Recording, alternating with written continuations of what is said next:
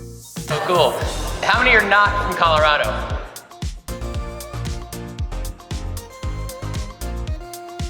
Rise of the humans. Have fun. Creativity, strategic thinking, problem solving.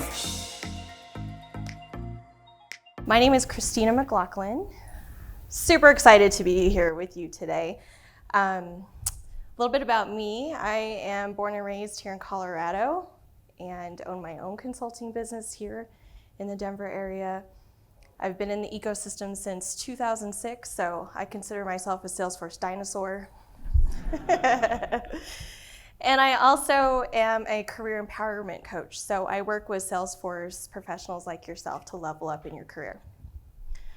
And as you can tell, the singing bowls, I have way too many, probably, but that's my jam. I love holistic wellness. I love energy work, sound healing, meditation, hypnosis. So if you're ever curious about hypnosis, come hit me up.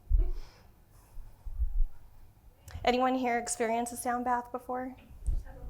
Yes, right on. If you haven't, I highly recommend it, especially with as stressful as our jobs can be. It's a great way to de-stress and reset and get yourself back into balance. All right, well, we only have a short amount of time for this session today, so let's go ahead and get started, shall we? Have a look at the slide here, and let's see, what do all these people have in common? They are all wildly successful. They have many gifts and talents that they've shared with the world, and they're famous. Well, most of them anyway. Yet deep down inside, at one point or another, they have all felt like a fraud in their career. Today we're talking about imposter syndrome and some strategies to prevent imposter syndrome from holding you back so that you can show up more confidently and shine in your career. Show of hands, how many of you have heard the term imposter syndrome or imposter phenomenon before? Kind of crazy, isn't it? It's that feeling like you don't deserve your achievements, that your success is based just on pure luck, that you don't belong, and eventually you'll be exposed as a fraud. In fact, standing in front of you all right now talking about imposter syndrome is really flaring mine up right now. You don't know how many times I tried to self-sabotage myself saying, oh my gosh, maybe I'll just fake an illness or, something to not show up today. But imposter syndrome doesn't care how old you are, how much experience you have, or what your title is. I mean, as we saw in the people in the last slide, they're pretty famous and well-known and have been around forever. It can happen to anyone, and it can happen at any time. Interesting, imposter syndrome mostly affects high achievers. There are surveys out there right now that report around 82% of people have encountered imposter syndrome at some point in their careers. At 82%, that's pretty high. And wild that people don't believe that they're good enough for their careers. But I bet that number is even higher. Why do you think it affects us so much? Well, imposter syndrome is actually normal and part of our human experience to have these thoughts and feelings from time to time. And that's the key, time to time. They are designed to keep us safe. Imposter syndrome is that inner critic in our heads that loves to tell us stories that we're not good enough, and it creates fear within us. But personally, I think that the real imposter syndrome is not being able to show up as your authentic self.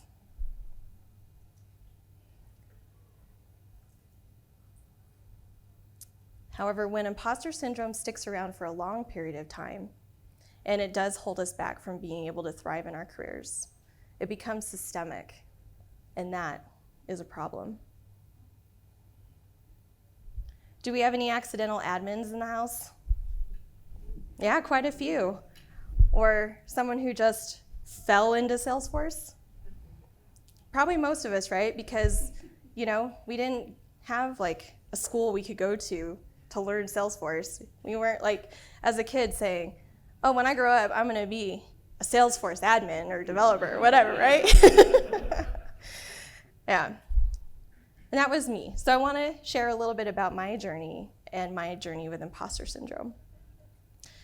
17 years ago, I mentioned I'm a dinosaur in this industry here. I was working for a startup software company managing trade shows as a marketing assistant, and we had Salesforce. And in traditional startup fashion, I got to wear many hats. One that I never saw coming, though, was becoming the company's Salesforce admin. Because back then, I was not at all techie. I probably still had a Nokia phone that I was rocking from the 90s. But I was hooked the moment that I got, in the back end and could see the potential and the power that Salesforce could bring to organizations. And I loved that I could solve problems for people with Salesforce. And I did it, and this is way before Trailhead, so I did what I could to learn as much as possible. And I decided the way I was gonna learn the most and be able to scale different solutions and get all the experience I could was to jump into consulting. So I did, and it was amazing, and it was everything I wanted. And then fast forward 6 months, and I was let go from that job. It wasn't because I wasn't good at it, but the company couldn't keep me on the bench any longer. So despite the facts, my inner critic began knocking at my door, telling me that it was because I wasn't smart enough, I was too young, I didn't have a college degree, I didn't go the traditional technical route, my colleagues were better at Salesforce than I was, like all the things. The very next day, I received a phone call from that consulting firm, and they brought me back on board for a new project that just happened to appear. So there was proof that they still wanted me. But despite that, my inner critic left a significant imprint that would follow me throughout my career up until recently. Remember this guy from earlier? He once said, the definition of insanity is doing the same thing over and over again and expecting different results. I'm sure you all have heard this quote before. It's a pretty popular one. And if this quote was a theme song, it would have been the main one for my journey. Because from the time of that first imprint, I spent years trying to find a place where I didn't feel like an imposter and be recognized for the Salesforce badass that I know I can be. Actually, that I am. But I wasn't finding that right fit. And I ended up going from job to job, from being a customer to jumping into consulting, to being an independent consulting, then back to a customer, back to consulting, back as a customer, so on and so on. And it was exhausting. And each time I thought things were gonna be different. But no matter where I went, everything was still the same. Can anyone resonate with that? Yeah. I didn't see the pattern at the time. I just thought that I wasn't cut out for this type of work. And it got to a point where I was going to leave my Salesforce career completely to go do something else. And that would have been really sad. But I guarantee if I had done that, that imprint would follow me no matter where I would have gone. Because it wasn't how much I knew about Salesforce, it wasn't how I showed up in my Salesforce job, it was my own self-limiting beliefs. Imposter syndrome is sneaky because it can cause you to develop habits like perfectionism, procrastination, people-pleasing, or trying to make yourself invisible. It's easy to get stuck in this cycle with imposter syndrome, and it begins to affect your mental health, your ability to progress in your career, and impact other areas of life. In fact, I guarantee if you're experiencing a high amount of stress right now, are you experiencing physical symptoms too? Probably so. And in my story, I experienced all of the above. And this cycle of insanity led me to hit burnout. Not just once, but a couple times. And maybe that was the overachiever in me too. Burnout's a huge problem in our society today, wouldn't you agree? But I've learned with the right tools, you can flip the script on imposter syndrome and use it to your advantage to build you up instead of taking you down to your breaking point. Let's talk about 3 simple strategies that you can implement to be able to move forward in your career with confidence. Right? Number 1, stick to the facts. Boy, our inner critic loves to tell us stories that we're not good enough, especially at our jobs. And oftentimes, these feelings are based on fear. So it's really important to acknowledge your thoughts and be able to separate facts from fiction. When imposter syndrome surfaces, okay, I just went through that. All right. Challenge your thoughts by asking yourself, is this thought really true about me? And oftentimes the answer will be like, no, it's not. I've also found that keeping a success log of all of my accomplishments, including projects I've completed, positive feedback I've received, goals achieved, has been really helpful because I have something tangible that I can go to whenever I'm feeling doubtful because it's right here in front of me. A reminder to yourself of how far you've come and the challenges that you faced. And you can use this portfolio or this log as a portfolio to document and showcase. Sorry, I got that switched around. You can use this document to showcase your portfolio win-win. I don't know why I'm so tongue-tied right now. Maybe I'm just nervous. Get away, imposter syndrome. All right. And if you have certifications or other accolades, place them somewhere where you can easily see them as a positive reminder on a daily basis.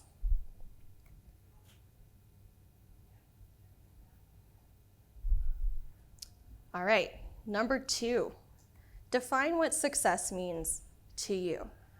I love this one because oftentimes we measure our success based on someone else's definition of success.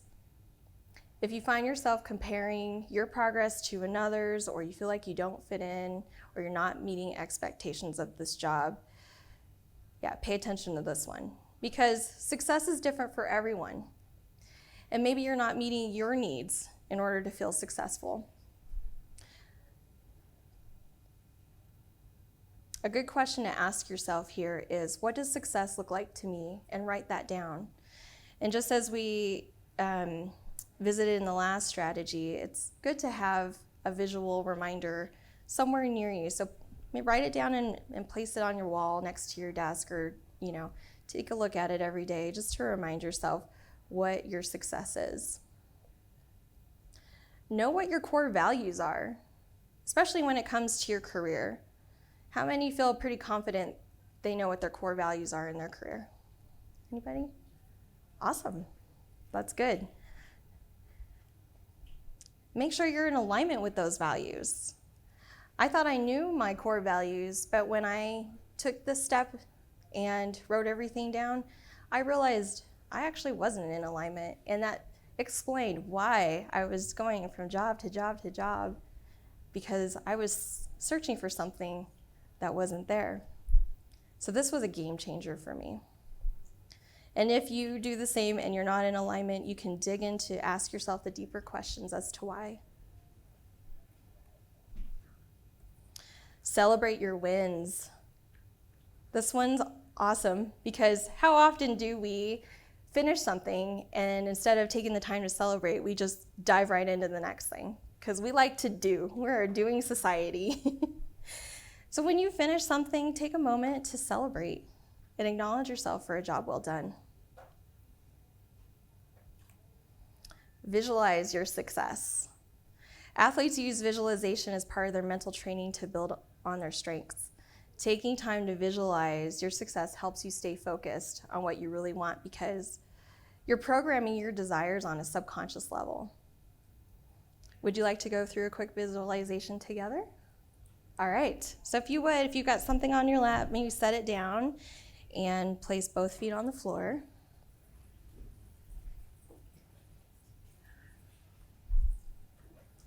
All right, and if you would, go ahead and close your eyes. Those are standing in the back, just try not to fall over. Okay. All right, And go ahead and take a deep breath in through your nose and gently exhale out through your mouth. Take another deep breath in and gently exhale out of your mouth. And just feel a wave of relaxation slowly oozing down your body.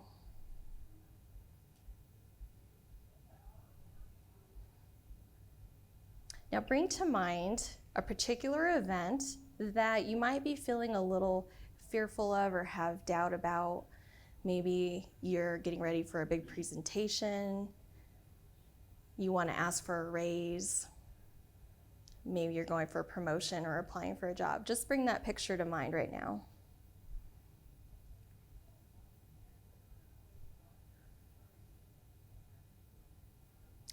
All right, now go ahead and fast forward that picture 15 minutes past the successful completion of that event, meaning you got that raise, you got that job, you killed your presentation, whatever that is. Just imagine that right now, 15 minutes past the completion successfully. Now make note of what you see. What are you doing? What are you wearing? Who are you with? What do you hear? Do you hear people cheering? Do you hear, I don't know, birds? I don't know, wherever you are at. What sounds do you hear? What do you feel? What are you feeling in your body? Are you feeling excitement? Are you feeling joy? Whatever that is, just feel that right now. And take a deep breath in. And exhale and really anchor in that picture into your mind. And when you're ready, rewind that picture.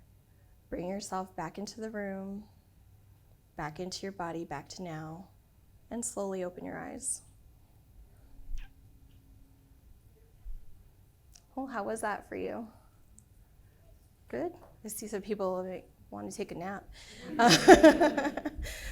All right, well, this tool is super effective, and as you know, it only takes a minute. I recommend it doing on a daily basis just to set yourself up for a successful day. And if you're going through any moments where you're feeling anxious, this is a powerful tool to help you get rid of the anxiety as well. All right, and I know I'm short on time. So number 3, get support. Imposter syndrome thrives in isolation, and you are not alone in this journey. There are so many resources available to you, and sometimes just talking to someone to gain a new perspective can make you help you feel a little bit better. So talk to a friend, go to therapy, hire a life coach like me, work on that personal growth and your mindset. Okay, so we just heard 3 simple strategies that can help you gradually overcome imposter syndrome so you can step into your true potential and thrive. Stick to the facts, define your success, and get support. There are so many resources that we didn't have time for today, and I encourage you to explore more on your own to find what works for you. Overcoming imposter syndrome is an ongoing journey, but the more you confront it, the easier it will be to move through it. And may I invite you to give yourself grace and compassion through this process, as it takes some work to get that inner critic to stop being so loud. And remember that you have many unique talents, skills, and experiences that all got you to where you are today and contribute to your success. There's no such thing as an accidental admin. We are all here by design. And if all else fails, like Peter Coffey says, you've got AI to keep you undercover, at least for now. Thank you.